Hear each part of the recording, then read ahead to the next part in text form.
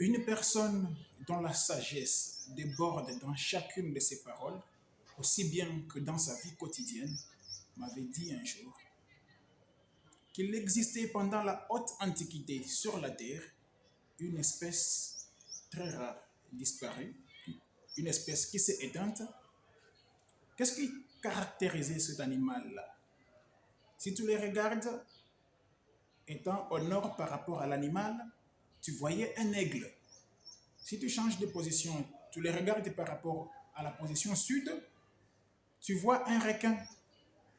Par rapport à l'est, tu vois un cheval. Par rapport à l'ouest, tu vois un chimpanzé. Tu veux connaître l'espèce éteinte dont il parlait. Eh bien, place-toi bien sur tes oreilles et tu vas le savoir dans quelques minutes. Dans une ville qui n'a jamais existé, vivaient deux filles. Deux filles inséparables au point qu'on les appelait jumelles à un certain moment. Elles allaient à l'école ensemble depuis des années. Elles dormaient parfois ensemble l'une chez l'autre, ainsi de suite, à tour de rôle, elles changeaient. Elles faisaient comment? Étant voisines aussi, elles allaient chez l'une, faisaient tous les travaux ménagers, toutes les deux, et puis elles allaient à la deuxième maison qui était, toutes les deux maisons étaient les leurs, les deux familles étaient exactement les leurs pour les deux filles, et elles faisaient ainsi, ménage à la première famille, ménage à la deuxième famille, à tour de rôle, tous les jours comme ça, elles les faisaient comme ça. Elles mangeaient chez l'une, mangeaient chez l'autre. Elles dormaient parfois chez l'une, parfois chez l'autre, parfois séparément, mais les deux filles étaient inséparables. Elles grandirent comme ça, de l'école primaire, secondaire, université, inséparables, intimes au point où on les appelait des jumelles. Mais il se passa quelque chose de particulier. L'une d'elles tomba amoureuse, il trouva un prince charmant, et l'autre ainsi de suite, un autre. Et puis la première, la fille A, eut l'occasion de se marier. Son homme la proposa de la prendre en mariage. Ce qui était une joie pour elle parce qu'elle adorait cet homme. Elle aimait cet homme. C'était un homme généreux, élancé, très beau, intelligent, entreprenant, attentionné. C'est-à-dire cette image de l'homme parfait. Les cérémonies furent organisées.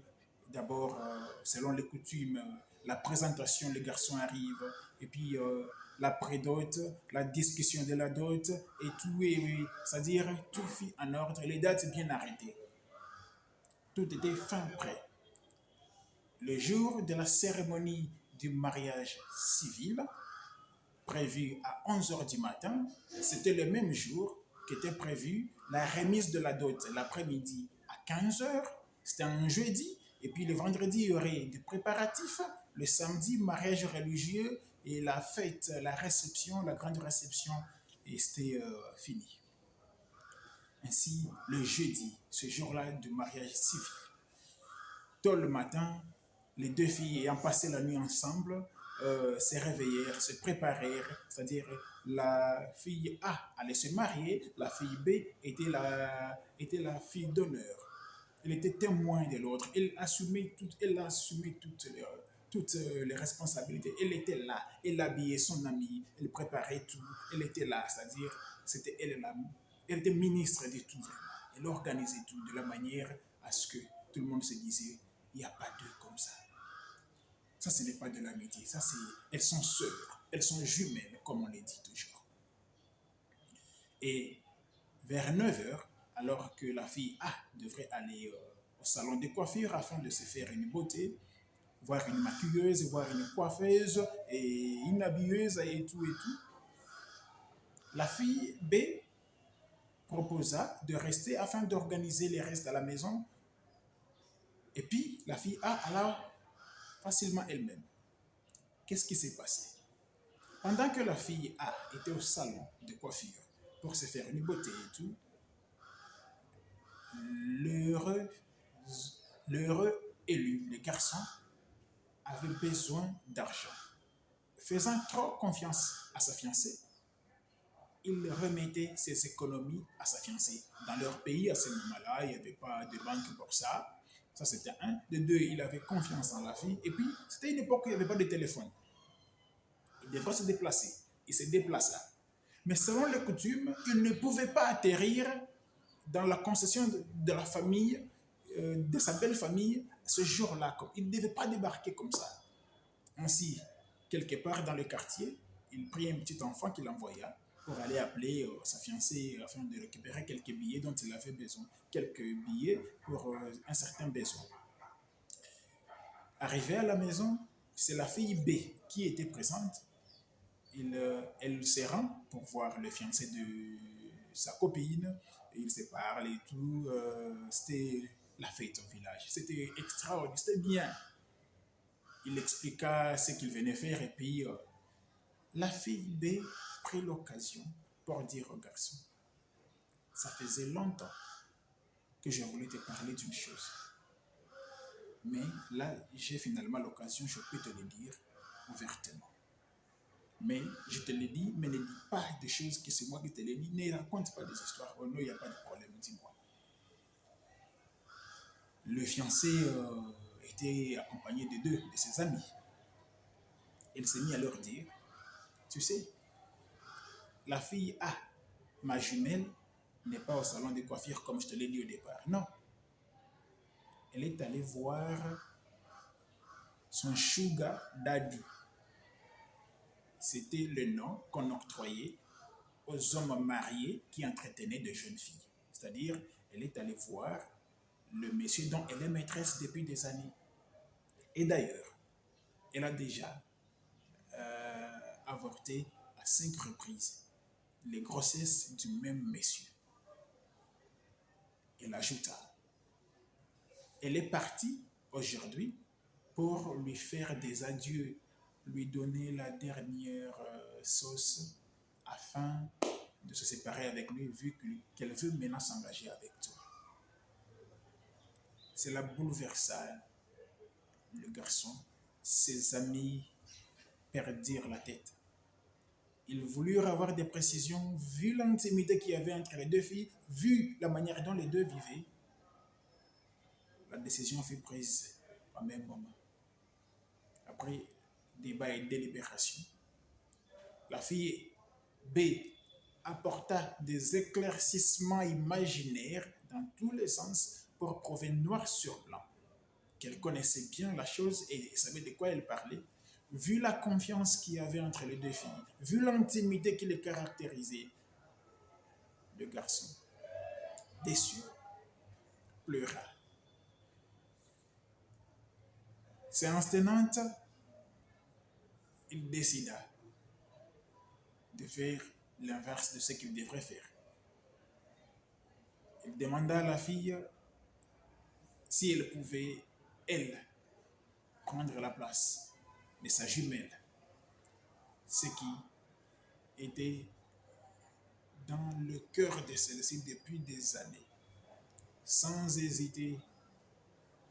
Oh non, tu vois, elle peut dire que c'est moi, elle peut dire, le monde dira, dit non, non, moi je suis, d'ailleurs, je t'ai toujours apprécié, d'ailleurs.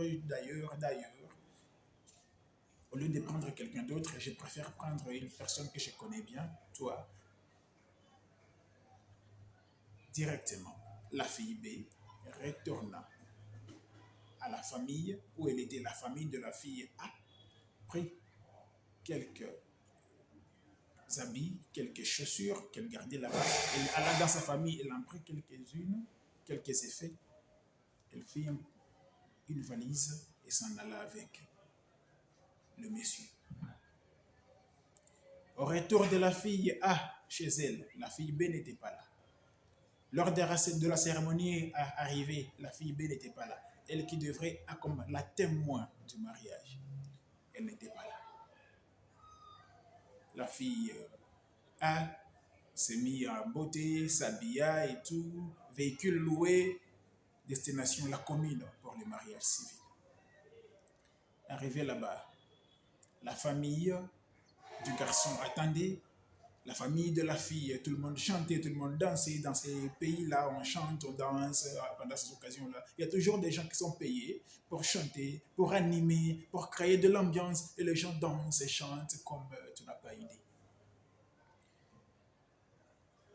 11 heures sonna, les garçons étaient invisibles. 12 heures, 13 heures, on envoya des émissaires chercher les garçons introuvables.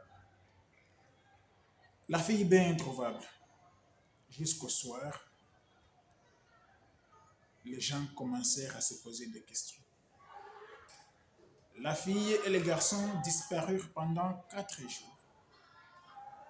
Et à la fin, la nouvelle fut répandue qu'ils s'étaient mis ensemble et qu'ils étaient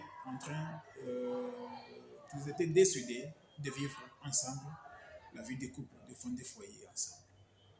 La fille se retrouva seule, abandonnée à son triste sort. Ceux qui étaient partis, la fille B et les fiancés de son ami, eurent des enfants et restèrent ensemble, alors que la fille A broyait du noir. Elle repoussait le bonheur. En amour, elle repoussait la joie de l'amitié.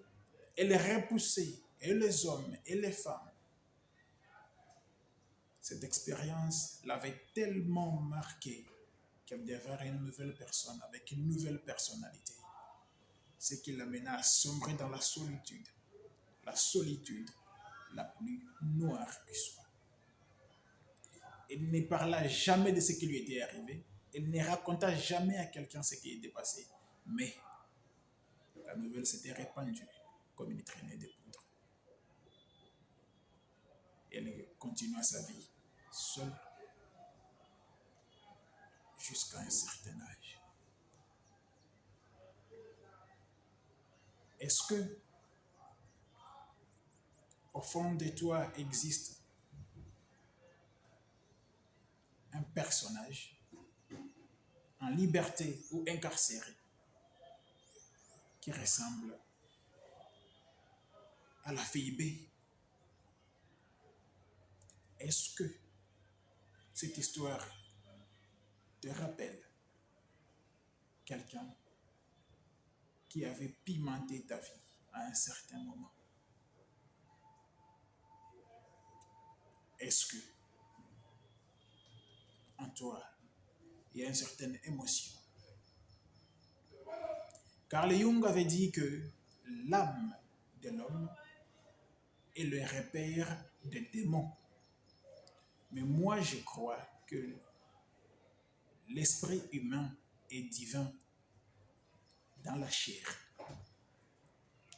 La chair ayant le sang étant le siège de l'âme, et l'âme étant le siège de toutes les émotions, tous les sentiments possibles. Et l'homme a le droit d'appuyer sur les sentiments voulus, sur les émotions voulues.